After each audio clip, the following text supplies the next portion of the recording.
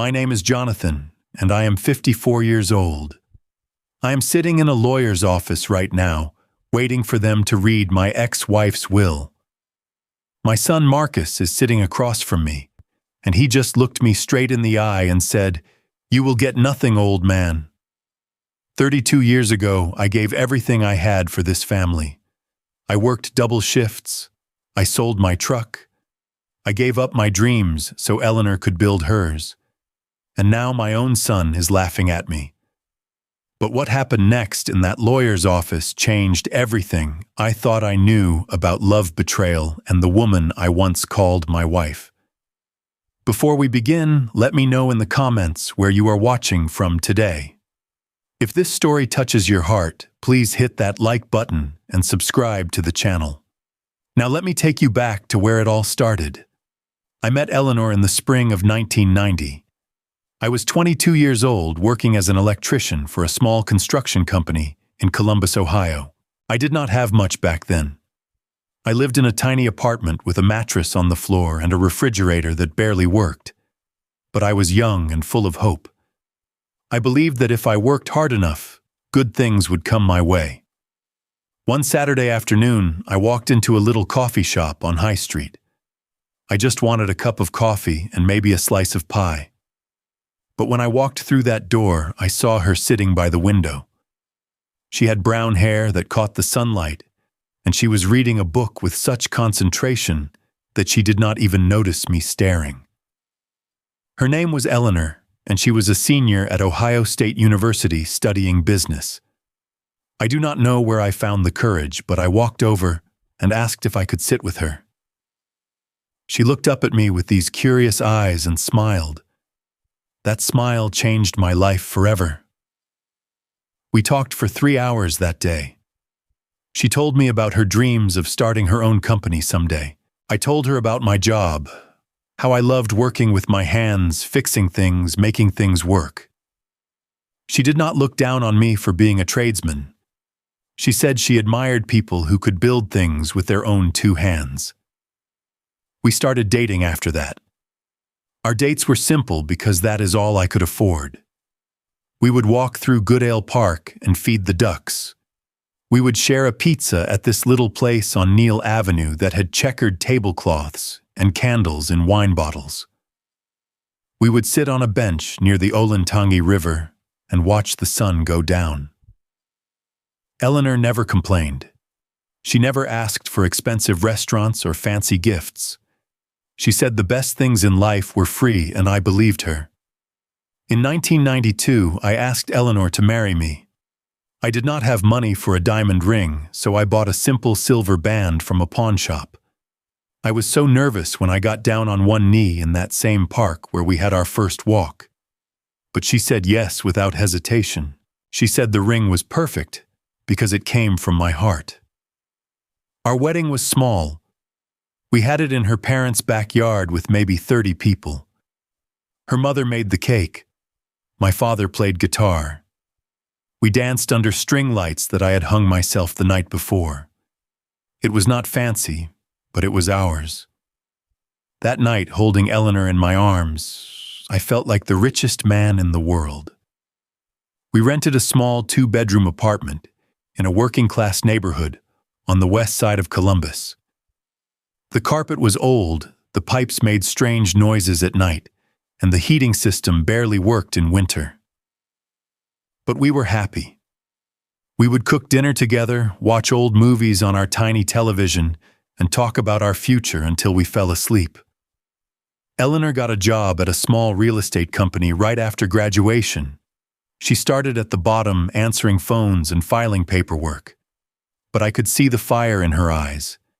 She wanted more, and I wanted to help her get it. I started working 2 jobs. During the day, I was an electrician crawling through attics and basements, running wire installing panels. At night, I worked as a security guard at a warehouse on the east side of town. I would leave the house at 5 in the morning and come home at 11 at night. Some days I was so tired I could barely keep my eyes open.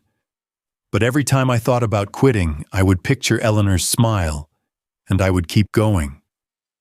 In 1994, our son Marcus was born.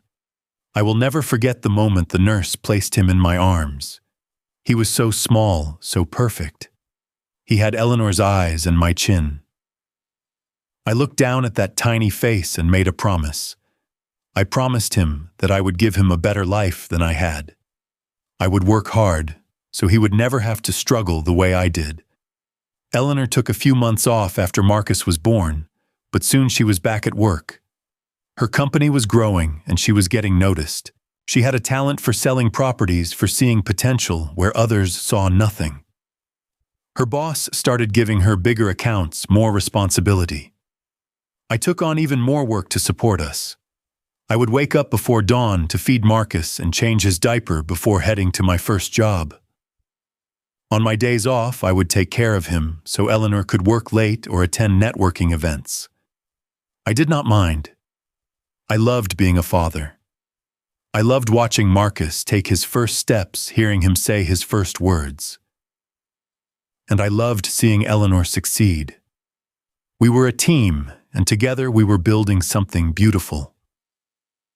In 1998, Eleanor came to me with a dream. She wanted to start her own real estate company. She had been working under other people for years, making money for them, building their wealth. She believed she could do it better on her own, but she needed capital. She needed $15,000 to get started. $15,000. That was more money than I had ever seen in my life. But I looked at Eleanor, at the hope and determination in her eyes, and I knew what I had to do. I sold my truck, the same truck my father had given me when I turned 18. It was old and rusty, but it meant the world to me. Then I went to my parents and asked to borrow money from their retirement savings. They gave me everything they could spare without question because they trusted me. I put that money in Eleanor's hands and told her to chase her dream. She cried that night. She held me tight and said, "I will never forget this, Johnny. We are a team. We will always be a team." For the next few years, I continued working double shifts while Eleanor built her company. I turned down a chance to get trained as an electrical engineer because it would have meant going back to school and losing income. We could not afford that. Eleanor needed me to keep working, to keep the money coming in while her business got off the ground. I told myself it was okay. I told myself that her success was our success. When she made it big, we would both benefit. We were partners. We were in this together. And for a while that seemed true. Eleanor's company started small, just her and one assistant working out of a rented office space that used to be a dry cleaner. The carpet still smelled like chemicals, and the air conditioning only worked half the time. But Eleanor did not care. She had vision and she had drive.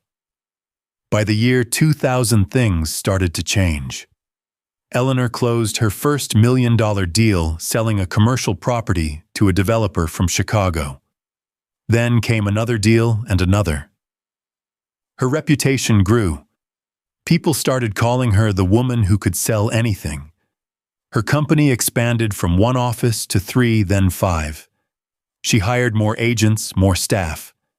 The money started flowing in faster than either of us had imagined. We moved out of our little apartment and into a house. Not just any house, but a 4-bedroom colonial in Upper Arlington, one of the nicest neighborhoods in Columbus. It had a big backyard for Marcus to play in, a 2-car garage, and a kitchen with granite countertops. I remember walking through that house for the first time and thinking we made it. All those years of hard work, all those double shifts, all those sacrifices, they were worth it. But something else started to change around that time. Something I did not notice at first, because I was too busy working, too busy being grateful for what we had. Eleanor started coming home later and later. Business meetings, she said. Networking events. Client dinners. I understood. She was building an empire, and that required sacrifice. I would make dinner and keep it warm in the oven waiting for her. Some nights I would fall asleep on the couch with the television on, and she would come home after midnight, exhausted and distant. Our conversations became shorter. She used to ask me about my day, about the jobs I was working on, the problems I solved. Now she would just nod and check her phone while I talked. I told myself she was stressed. I told myself it would get better once the business stabilized. Marcus was growing up fast. He was in elementary school now, making friends, learning to read. I tried to be there for him as much as I could. I went to his school plays, his soccer games, his parent-teacher conferences. Eleanor missed most of them because of work, but I understood. Someone had to keep the business running. One morning, when Marcus was about 10 years old, I offered to drive him to school. I had a late start that day and thought it would be nice to spend some time together. But Marcus looked at my truck, the old replacement I had bought after selling my father's, and his face fell. "Can Mom's driver take me instead?" he asked. "Your truck is kind of embarrassing." I felt like someone had punched me in the stomach. My own son was ashamed of me. I looked at Eleanor, expecting her to say something to defend me, but she just shrugged and said, "Marcus, just let David take you. Your father's truck does look a bit rough." I did not argue. I just nodded and watched my son get into a black sedan driven by a man in a uniform. That was the first time I realized that something was very wrong. The signs kept coming after that. Eleanor started criticizing little things about me. The way I dressed, the way I talked, the fact that I still worked with my hands instead of behind a desk. She would make comments at dinner, small jabs disguised as jokes. "Johnny still thinks a good steak is anything that is not burnt."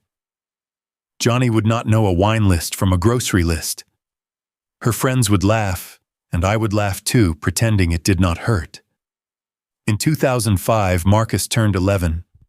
Eleanor decided to throw him a big birthday party at our house. She invited everyone, business partners, their families, local politicians, even a few minor celebrities she had met through her work. The backyard was transformed into something out of a magazine, with catering and a live band and decorations that must have cost more than I made in a month. I tried to fit in. I put on my best suit, the one I had bought for our anniversary 3 years earlier. It was outdated, I knew, but it was all I had. I walked around trying to make conversation, but people would look at my suit and then look away. I could feel them judging me. Then came the moment that still haunts me. One of Eleanor's business partners, a man named Gregory, with slicked back hair and a watch that probably cost more than my truck, walked up to Marcus with his wife. "So, young man," Gregory said, "what does your father do?" Marcus froze. His face turned red, and he looked down at the ground. The silence stretched on for what felt like forever. Finally, Marcus mumbled, "He fixes things." Gregory raised an eyebrow. "Fixes things like a handyman." "Something like that," Marcus said, and then he walked away. I stood there holding a glass of lemonade, feeling like I was invisible. Eleanor was across the yard laughing with her guests. She had heard the whole thing. She did not say a word. That night, after everyone had gone home and Marcus was in bed, I tried to talk to Eleanor about what happened. I told her that it hurt me the way Marcus seemed ashamed of my job, of who I was. Eleanor sighed like I was being dramatic. "Johnny, you have to understand. Marcus is growing up in a different world now. He goes to school with kids whose parents are doctors and lawyers and executives. It is natural for him to feel a little uncomfortable about your job." "Uncomfortable?" I said. "He is ashamed of me, Eleanor. His own father." "Well," she said, turning away, "maybe if you had done something with your life, he would not have to be." That was the moment I realized that the woman I married The woman who once told me she admired people who worked with their hands was gone. In her place was someone I did not recognize, someone who had forgotten where she came from, someone who had forgotten who had helped her get there. But I did not leave. I could not. I loved Marcus too much. I loved the idea of our family too much. So I stayed hoping things would change, hoping Eleanor would remember the young woman she used to be. I was wrong. The year was 2006. I remember it because it was the year everything fell apart. I had been working on a big commercial project downtown, rewiring an old office building that was being converted into luxury apartments. It was hard work crawling through tight spaces, dealing with outdated electrical systems that were a nightmare to navigate. But I liked it. There was something satisfying about taking something old and broken and making it work again. One afternoon in early October, I was working in a crawl space when my ladder slipped. I fell about 8 feet and landed on my shoulder. The pain was immediate and intense. My supervisor rushed me to the emergency room, where they told me I had a dislocated shoulder and would need to take at least 2 weeks off work. I called Eleanor to tell her what happened, but she did not answer. I left a message and took a taxi home, my arm in a sling, my body aching. When I walked through the front door, I expected the house to be empty. Eleanor was supposed to be at the office, and Marcus was at soccer practice. But there was a car in the garage I did not recognize. A silver Mercedes, brand new. I walked through the house, confused. Maybe Eleanor had bought a new car and forgotten to tell me. It would not have been the first time she made a big purchase without mentioning it. I climbed the stairs slowly, each step sending a jolt of pain through my shoulder. As I reached the second-floor landing, I heard something. Laughter. A man's voice, low and unfamiliar. And then Eleanor's voice, playful in a way I had not heard in years. The sound was coming from our bedroom. I stood outside that door for what felt like an eternity. Part of me wanted to turn around and walk away to pretend I had not heard anything. But I could not. I had to know. I opened the door. Eleanor was there in our bed with a man I had seen at her office parties. His name was Richard, a corporate lawyer with perfect teeth and tailored suits. He handled contracts for her biggest deals. I had shaken his hand at Christmas parties, thanked him for his work, even bought him a bottle of scotch once because Eleanor said he liked it. And now he was in my bed. They both froze when they saw me. Richard scrambled for his clothes, his face red with embarrassment. But Eleanor did not move. She just looked at me with an expression I will never forget. It was not guilt. It was not shame. It was annoyance, like I had interrupted something important. "Johnny," she said, pulling a sheet up to cover herself. "What are you doing home?" What was I doing home? That was her response. Not an apology. Not an explanation, just irritation that I had shown up when I was not supposed to. I could not speak. My throat felt like it was closing up. All those years of sacrifice, all those double shifts, all those missed opportunities, all the love I had poured into this family, and this was what I got in return. Richard grabbed his clothes and practically ran out of the room, muttering something about being sorry, about this being a mistake. I did not look at him. I could not take my eyes off Eleanor. Finally, I found my voice. "How long?" Eleanor sighed like I was asking a boring question. "Does it matter?" "How long, Eleanor?" She was quiet for a moment. Then she said, "About 2 years." 2 years. For 2 years, while I was working myself to exhaustion, while I was trying to hold our family together, while I was making excuses for her late nights and her distance, she had been with him. "I think we both knew this was coming, Johnny," she said. "We have been growing apart for years. You are still the same person you were when we met. I have changed. I have grown." and I need someone who can keep up with me. Keep up with her. As if I had been holding her back. As if I had not given up everything so she could have the life she wanted. I walked out of that room without another word. I went downstairs, sat on the couch in the living room, and stared at the wall until the sun went down. When Marcus came home from practice, I pretended everything was fine. I made him dinner, helped him with his homework, tucked him into bed. And then I went to the guest room and lay there in the dark, trying to understand how my life had gone so wrong. Eleanor filed for divorce 2 weeks later. She did not waste any time.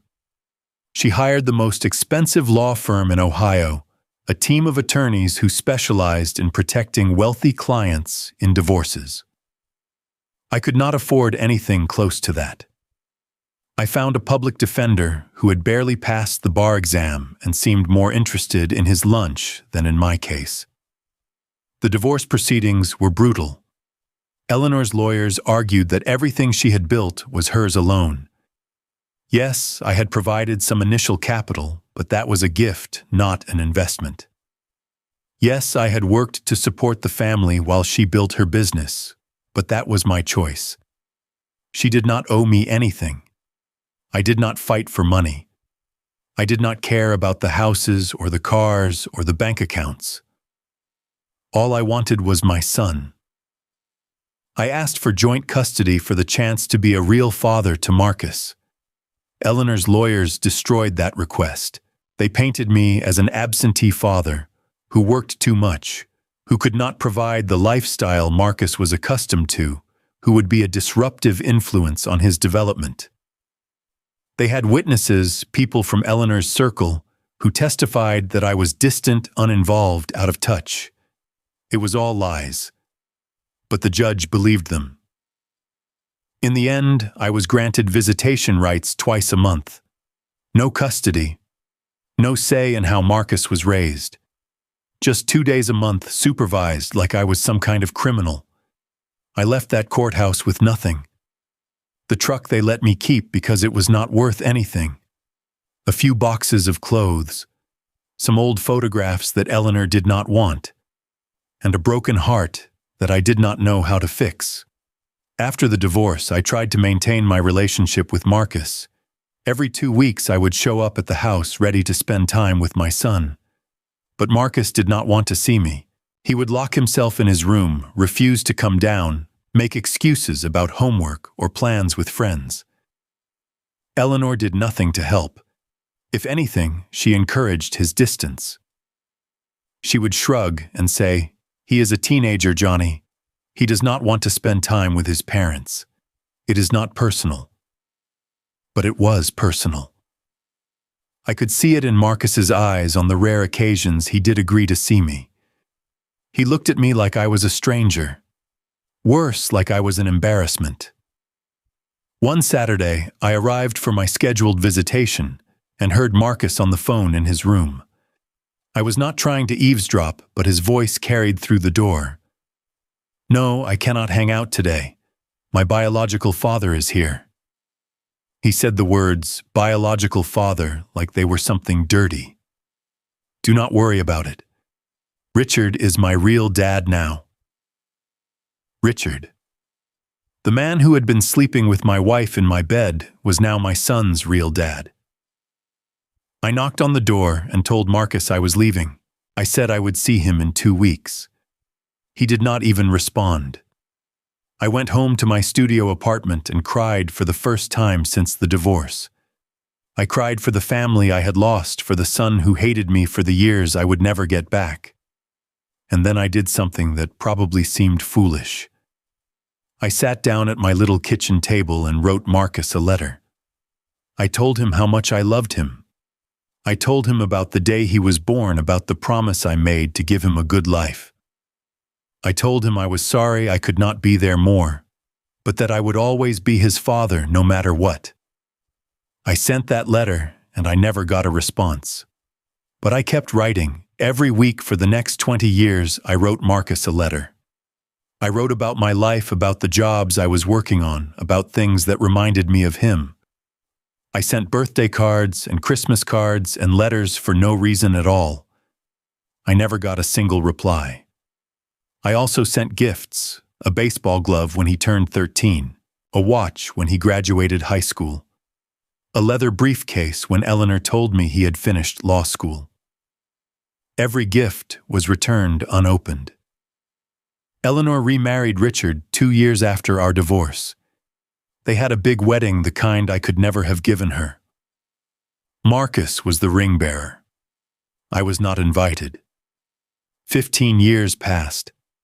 I kept working, kept living my simple life, kept writing letters to a son who wanted nothing to do with me. I did not date. I did not have the heart for it. I just worked and wrote and waited for something to change. I never stopped hoping that one day Marcus would understand. It was a cold morning in February of 2024 when my phone rang. I was on a job site replacing the wiring in an old Victorian house on the east side of Columbus. I did not recognize the number, but something told me to answer.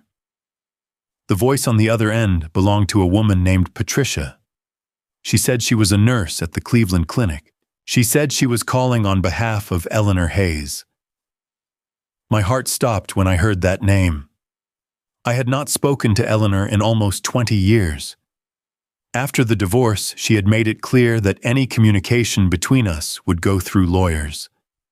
I respected that boundary, even though it meant I lost all connection to my son. Patricia told me that Eleanor was sick, very sick, stage 4 pancreatic cancer. The doctors had given her 3 months to live, maybe less, and Eleanor was asking to see me. I did not understand. After everything she had done, after the way she had destroyed our family and turned our son against me, why would she want to see me now? Patricia did not have answers. She just said that Eleanor had been asking for me for weeks and that she was running out of time. I told Patricia I would come.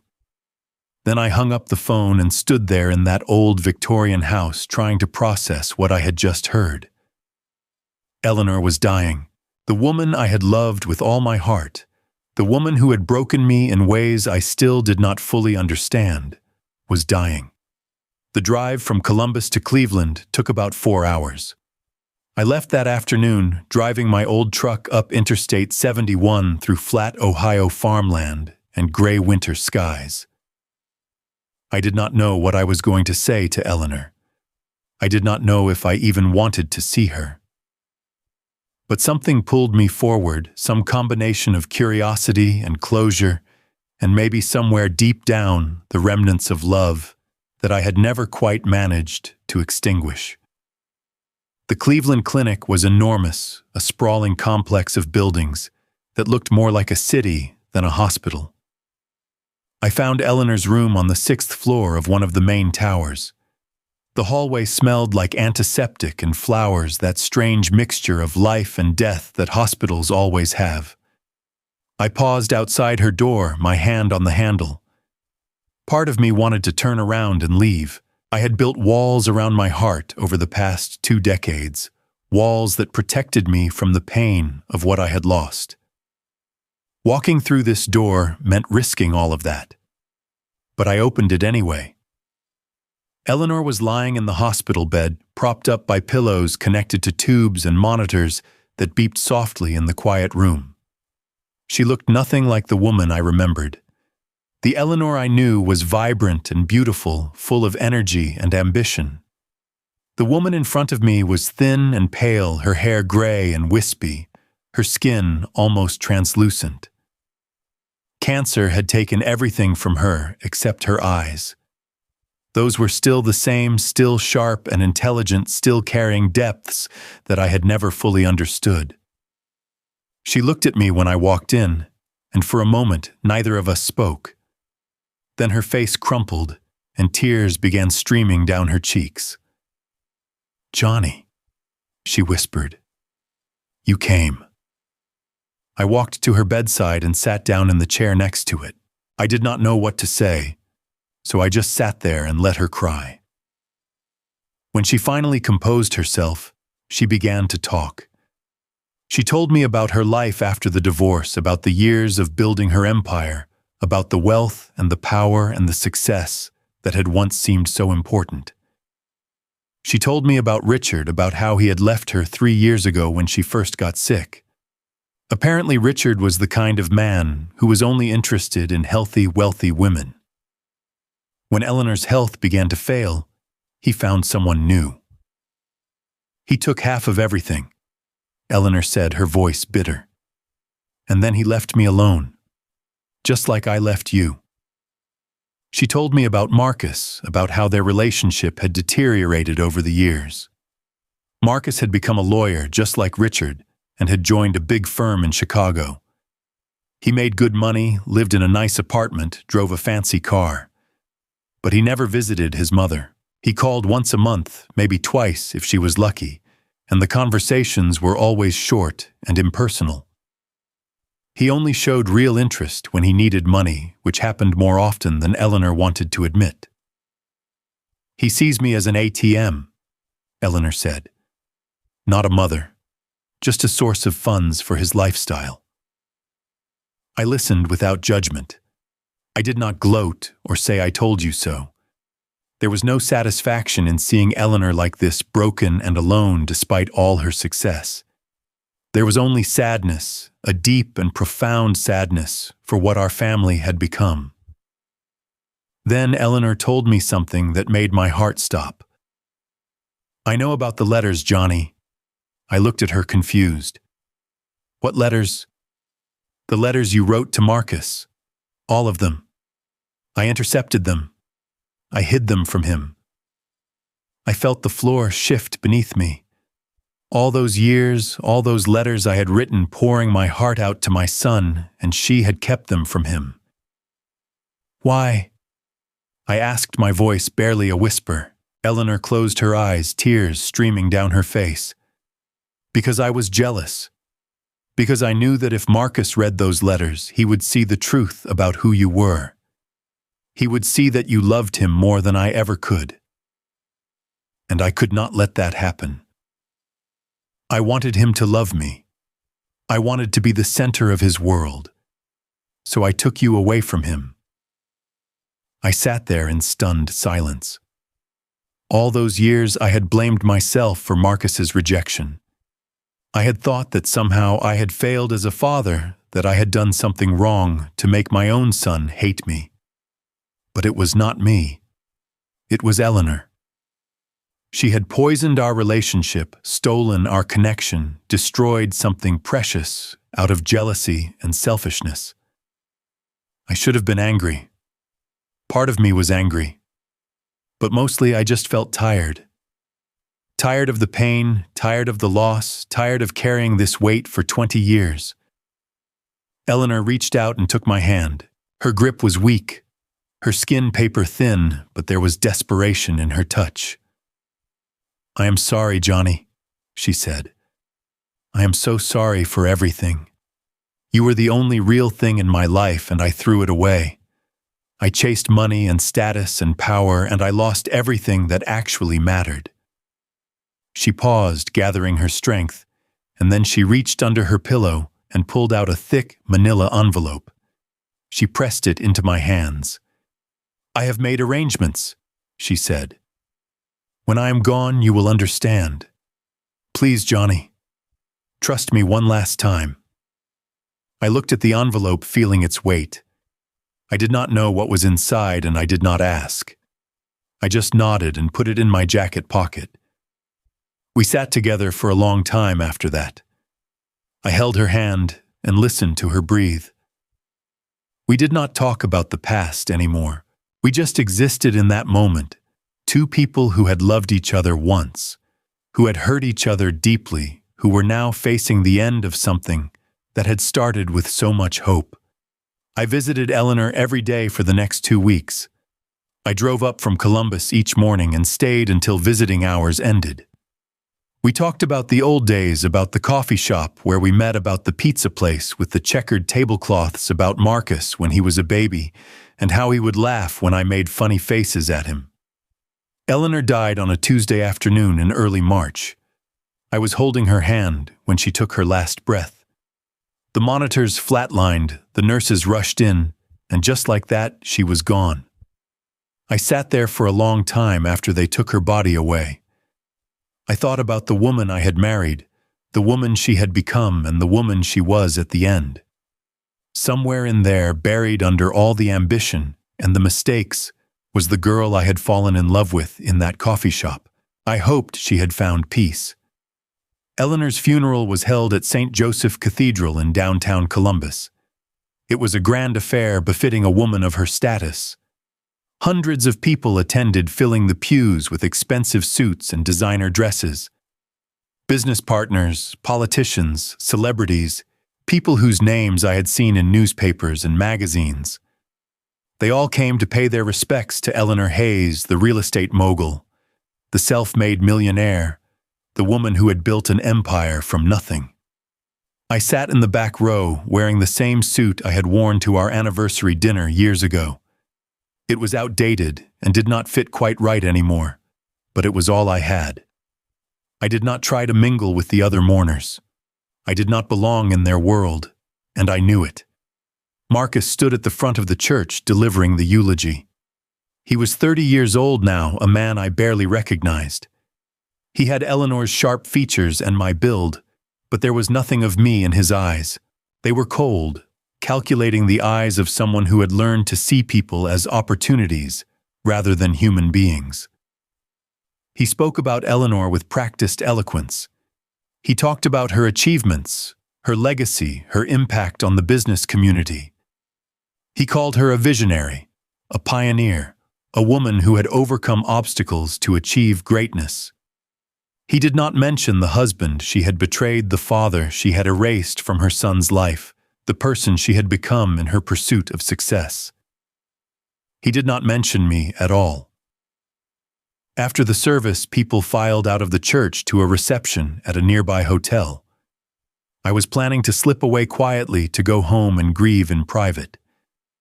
But as I was walking toward the exit, someone stepped in front of me. It was Marcus. He looked at me with an expression I could not read. Contempt, maybe. Or curiosity. It was the first time we had been face to face in almost 20 years. "I know why you are here," he said, his voice low so the people around us could not hear. "You think you are going to get something from her estate. You think you can swoop in at the last minute and claim what is mine." I shook my head. "Marcus, I am not here for money. I am here because your mother asked me to come." He laughed, a harsh, bitter sound. "My mother asked you, please. You were nothing to her. You were nothing to either of us. A mistake she corrected 20 years ago." "I was your father," I said. "I am still your father." "No," Marcus said, stepping closer. "Richard was my father. He raised me. He taught me everything I know. You were just the guy who used to fix our electrical problems." The cruelty of his words hit me like a physical blow. I had spent 20 years writing letters to this young man, sending gifts, keeping hope alive, that someday he would understand. And he saw me as nothing more than a handyman. "I loved you," I said quietly. "I loved you from the moment you were born. I worked double shifts so you could have a good life. I gave up my dreams so your mother could build hers. Everything I did for you." Marcus's expression did not change. "And look what that got you. A beat-up truck and an empty apartment. Meanwhile, I am about to inherit $160 million. So tell me who made the smart choices." He leaned in close, his voice dropping to a whisper. "My lawyers are the best in the state. If you try to claim anything from my mother's estate, I will destroy you. I will drag you through court for years. I will make sure everyone knows what a pathetic, gold-digging loser you are. By the time I am done, you will not have a penny to your name." He straightened up, adjusted his tie, and smiled.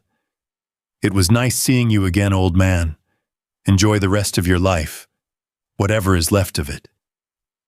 Then he walked away, leaving me standing alone in the emptying church. I should have been devastated, and part of me was.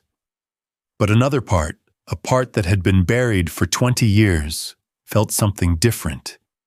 It felt free. Marcus had shown me exactly who he was. Not the innocent baby I had held in my arms, not the curious child I had read bedtime stories to, but a cold, calculating man who cared about nothing except money and power. Eleanor was right.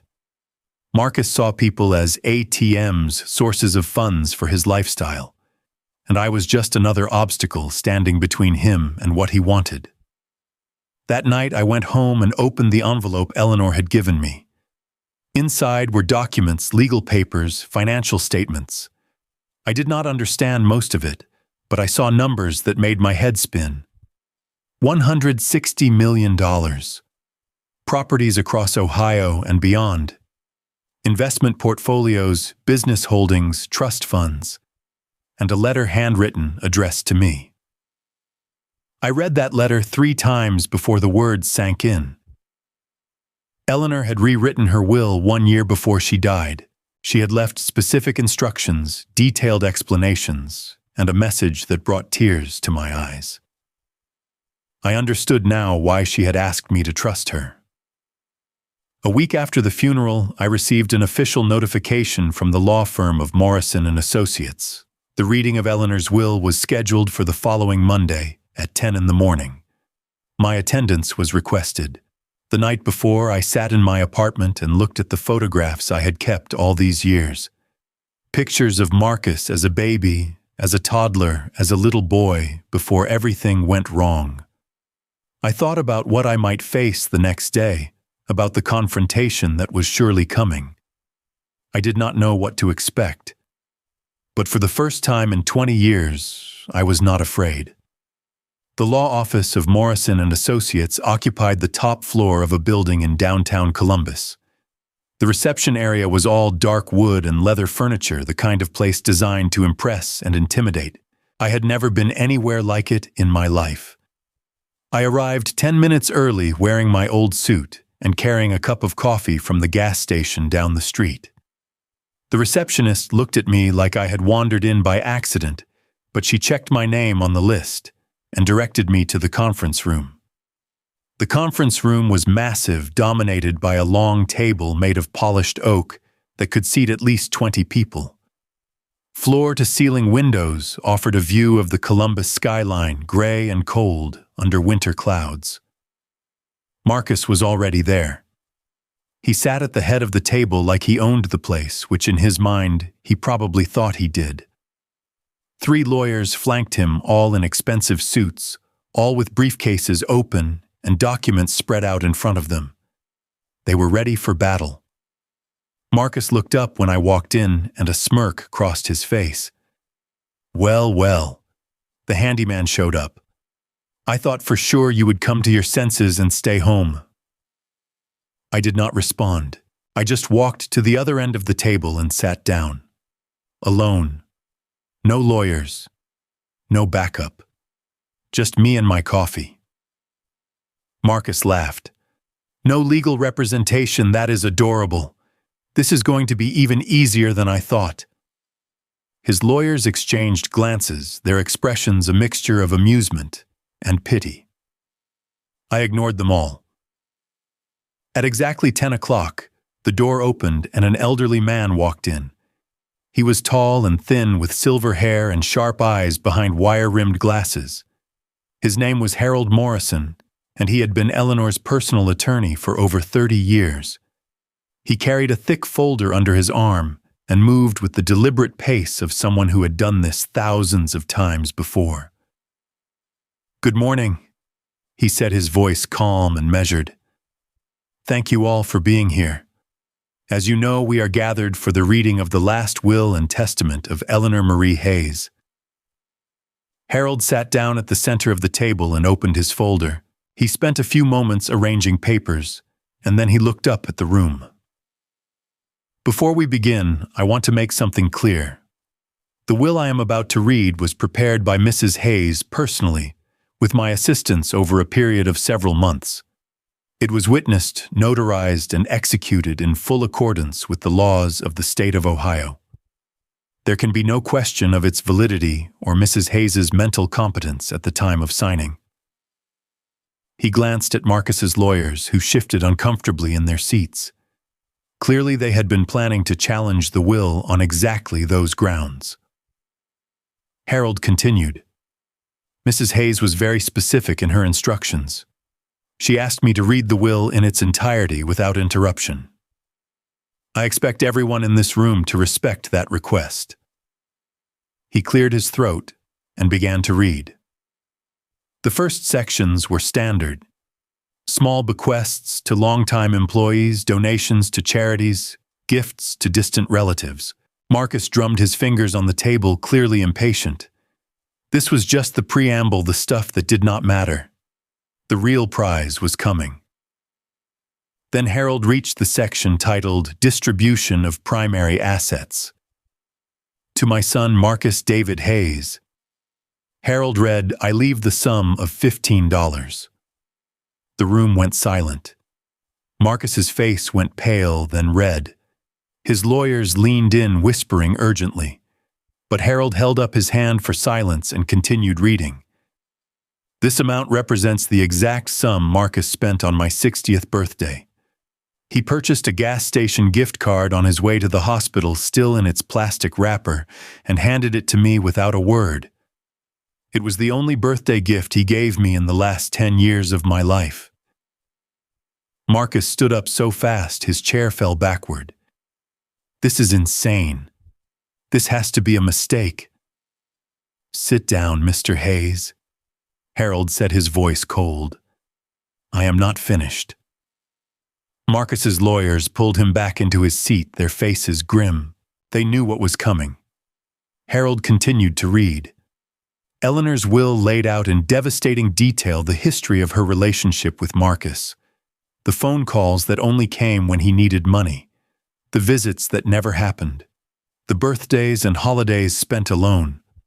The times he had borrowed hundreds of thousands of dollars and never paid back a cent. My son sees me as an ATM, Harold read from the will. Not a mother. Just a source of funds for his lifestyle. He inherited his father's last name, but none of his character.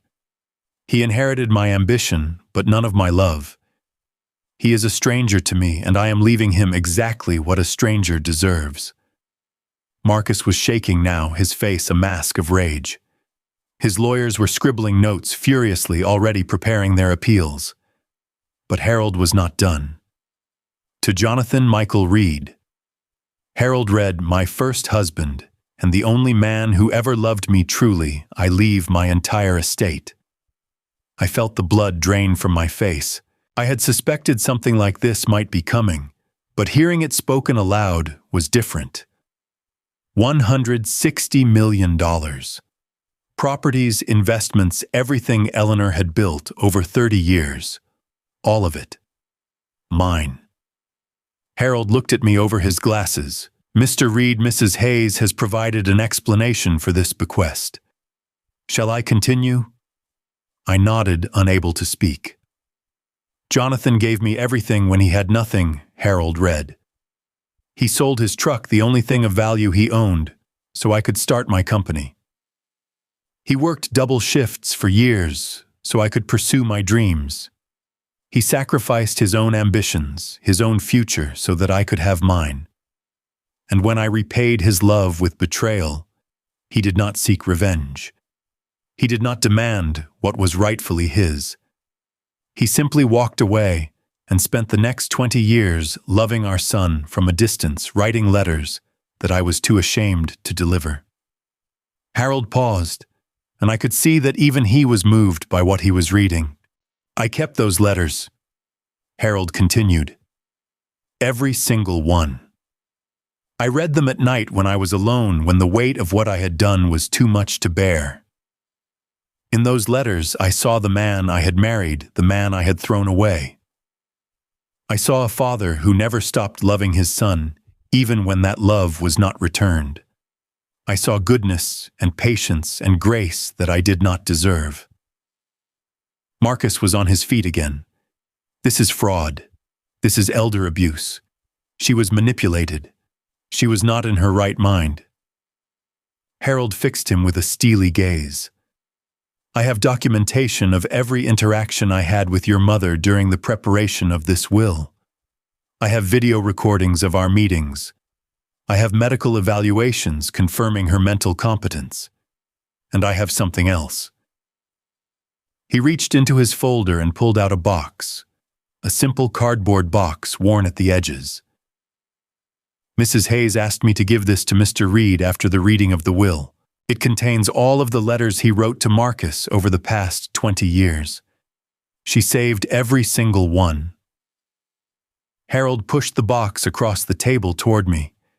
I reached out and touched it, feeling the weight of 2 decades of hope and heartbreak.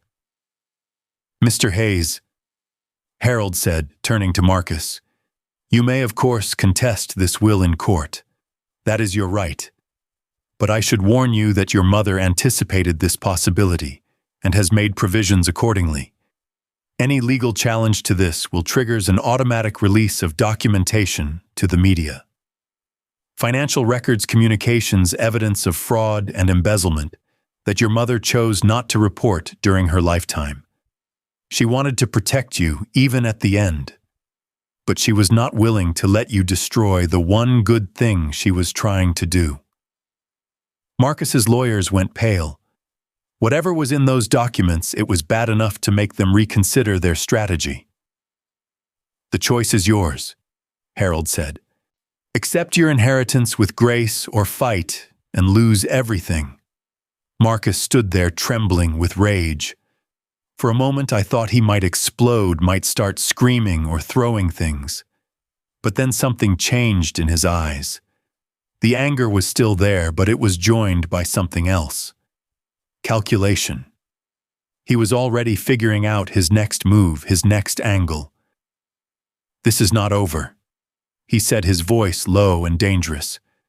You will hear from my lawyers.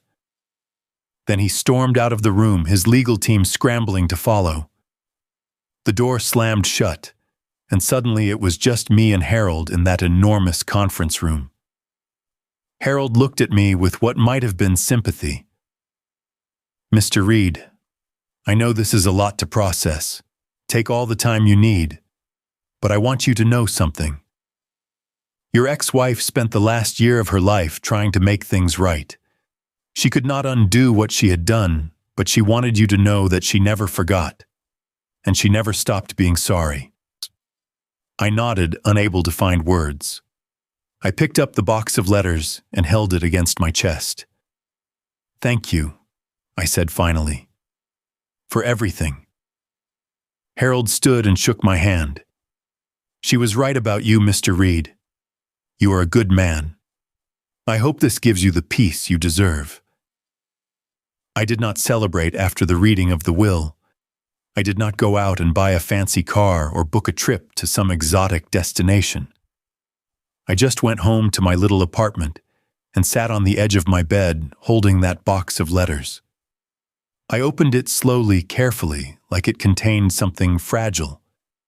Inside were hundreds of envelopes arranged chronologically, each one addressed in my handwriting. Some were yellowed with age. Some still had stamps on them that had never been canceled. Eleanor had intercepted them all, kept them all, read them all, and in the end, those letters had saved me. They had shown Eleanor who I really was, had reminded her of the love she had thrown away. They had convinced her to do the one thing that could make things right. I spent the entire night reading through those letters. It was like traveling back in time, visiting the man I used to be. A man full of hope and love, a man who refused to give up on his son, no matter how many times he was rejected.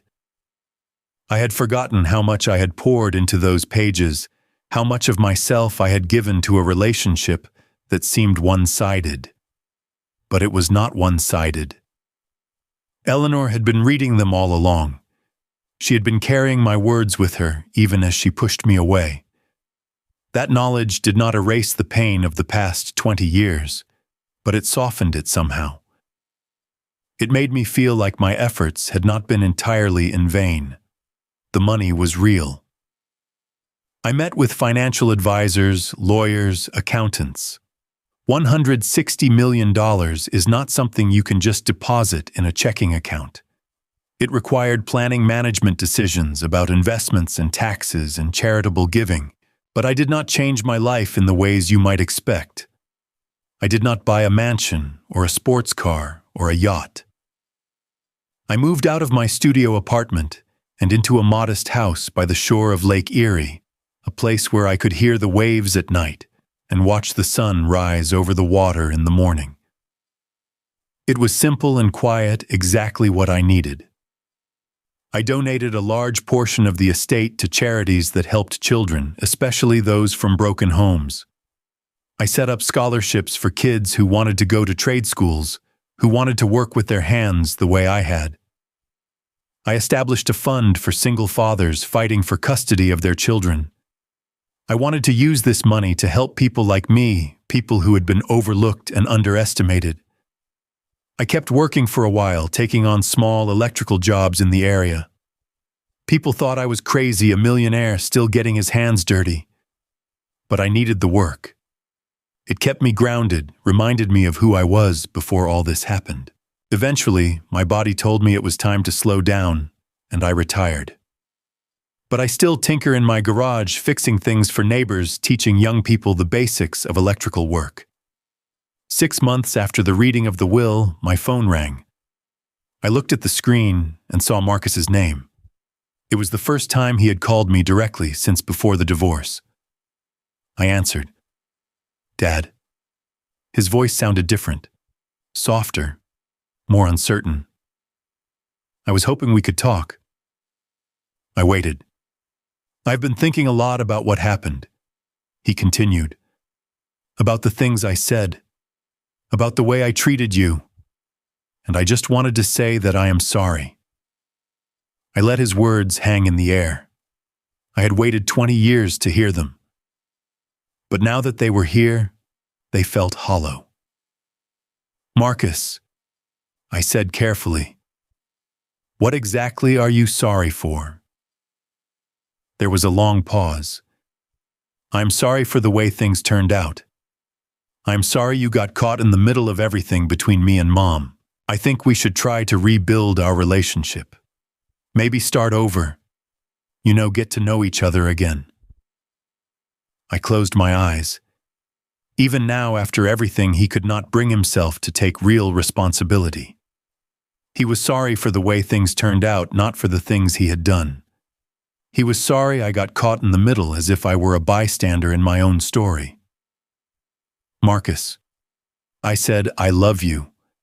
I have loved you every single day of your life, even when you did not want my love, even when you threw it back in my face. I wrote you letters for 20 years, and you never read a single one. I sent you gifts, and you returned them. I tried to be your father, and you told me I was nothing." I paused, gathering my thoughts. I am not going to pretend that everything is fine now. I am not going to buy your affection, and I am not going to let you pretend that the past did not happen. If you want a relationship with me, a real relationship, it has to be built on honesty. You have to be willing to look at who you have been and decide if that is who you want to continue to be. There was silence on the other end of the line. When Marcus spoke again, his voice had changed. The softness was gone, replaced by the coldness I knew so well. "So that is how it is going to be. You get everything and I get nothing, and now you want to lecture me about honesty. I am not lecturing you, Marcus. I am telling you the truth, which is something your mother should have done a long time ago, and something I should have insisted on when you were young. We both failed you in different ways, but you are a grown man now. You have choices. You can keep being the person you have been, or you can try to become someone better." "I do not need your advice," Marcus snapped. And I do not need your money either. I am going to be fine on my own." "I hope so," I said. "I genuinely hope so." I hung up the phone and sat there for a long time watching the waves roll in from the lake. I had hoped that hearing from Marcus would bring some kind of resolution, some closure to the pain of the past 2 decades. But it did not.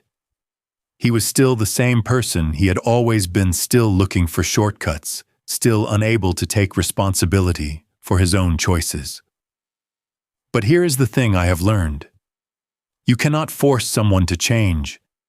You cannot love someone into being a better person. All you can do is offer them the truth and hope they are brave enough to accept it. I wrote Marcus one more letter after that phone call. I told him that my door was always open, that I would always be his father, that I would always love him. But I also told him that love without respect is just enabling, and I was done enabling his behavior. If he wanted to be part of my life, he would have to earn it. Not with money or status, but with genuine effort to become a better man. I do not know if he ever read that letter. I do not know if he ever will. But I know that I said what needed to be said. And that is enough for me. These days I spend my mornings drinking coffee on my porch, watching the seagulls wheel over the water. I have made friends with some of the neighbors, good people who do not care about my net worth or my history. We have barbecues in the summer and watch football in the winter. It is a simple life, but it is a good one. I think about Eleanor sometimes. I think about the girl I fell in love with in that coffee shop, the one who smiled at me and changed my entire life.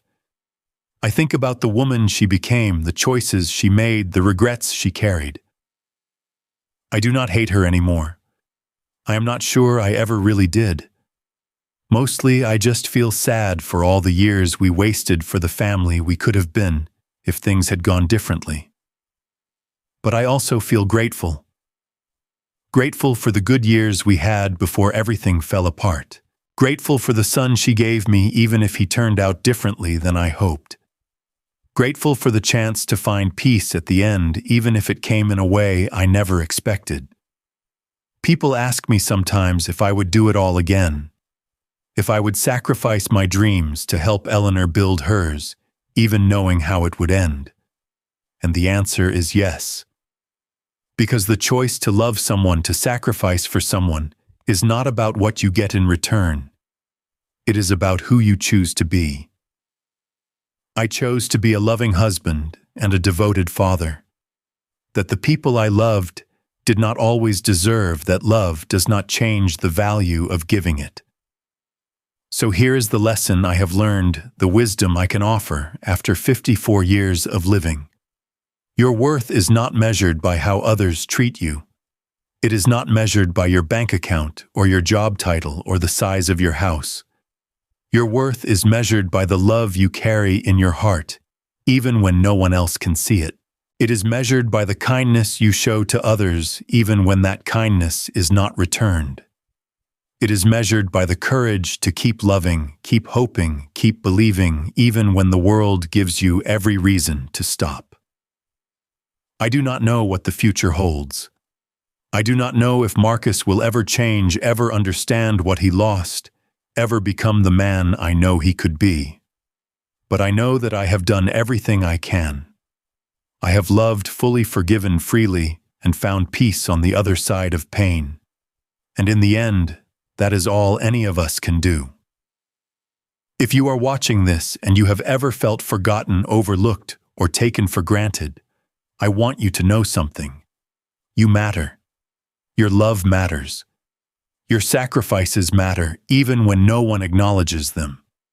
The world may not always see your worth, but that does not diminish it. Keep being the good person you are. Keep loving the people in your life even when it is hard. Because someday, somehow, that love will find its way back to you. I thought I had lost everything. My wife, my son, my dreams. But in the end, I found something more valuable than all the money in the world. I found myself. I found peace. I found the freedom that comes from letting go of bitterness and choosing to live with an open heart. And that, my friends, is worth more than $160 million. Now I have a question for you. Have you ever felt like the world gave up on you only to discover that you were stronger than you knew? Have you ever had to let go of someone you loved in order to find peace? I would love to hear your stories. Leave a comment below and share your experience. Your words might be exactly what someone else needs to hear today. If this story touched your heart, please hit that like button and let me know. Subscribe to this channel so you do not miss the next story. And share this video with someone who might need to hear it. You never know whose life you might change with a simple click. Thank you for spending this time with me. Thank you for listening. And thank you for being part of this community. May you find peace in your journey, love in your heart, and the courage to keep going no matter what life throws your way. Until next time, take care of yourselves and each other.